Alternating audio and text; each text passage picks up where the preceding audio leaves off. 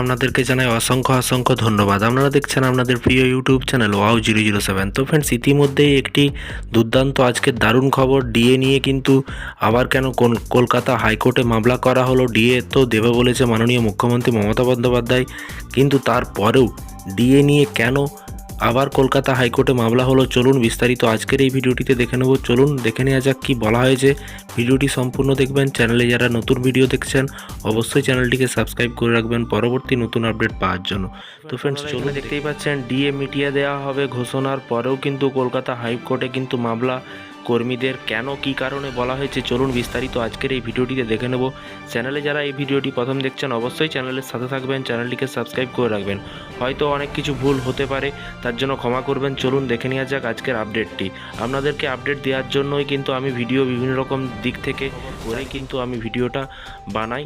তো এখানে বলা হয়েছে মামলায় কিন্তু আরও বক্তব্য, কেন্দ্রীয় সরকারি কর্মচারীদের থেকে কিন্তু এখনও 40% ডিএ পাওয়া থেকে পিছিয়ে রয়েছে কিন্তু রাজ্যের কর্মচারীরা। পঞ্চম বেতন কমিশনের বকেয়া ডিএ মামলার রায় দিতে গিয়ে কিন্তু শীর্ষ আদালত জানিয়েছিল যে আগামী দিনে কিন্তু ডিএ ধার্য করতে হয় ইন্ডেক্স মেনেই।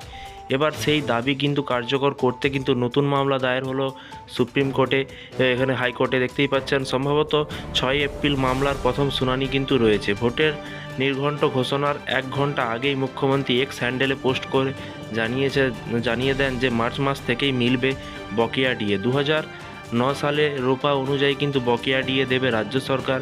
ডিএ নিয়ে কিন্তু দীর্ঘদিন ধরেই কিন্তু টানাপোড়া চলছে। বিধানসভা নির্বাচনের আগেই ইস্তাহারে শুধু বকেয়া ডিএ মেটানোর প্রতিশ্রুতি নয়, সেই সপ্তম পে কমিশন চালুর ঘোষণা এবং সামগ্রিক বেতন কাঠামো পুনর্বিন্যাসের কিন্তু ইঙ্গিত দিয়েছে কিন্তু মমতা বন্দ্যোপাধ্যায়।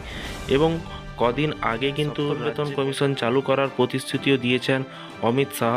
তারপরেই কিন্তু ইস্তাহারে প্রকাশের সময় ঘোষণা তৃণমূলের। তো ফ্রেন্ডস, বিষয়টি বুঝতে পারছেন, এই জন্যই কিন্তু কলকাতা হাইকোর্টে বা সুপ্রিম কোর্টে বা এই করা হয়েছে, আবার কিন্তু একটি মামলা করা হয়েছে, এটাই কিন্তু বোঝা যাচ্ছে। তো এই ধরনের সরকারি কর্মচারীদের বিভিন্ন রকমের লেটেস্ট আপডেট পেতে, ছোটোখাটো আপডেট পেলেও আমি আপনাদেরকে জানাবো। তাই চ্যানেলের সাথে থাকুন, চ্যানেলটিকে সাবস্ক্রাইব করে রাখুন পরবর্তী নতুন আপডেট পাওয়ার জন্য। ভালো থাকবেন, সুস্থ থাকবেন এবং নিজের খেয়াল রাখবেন। Thank you.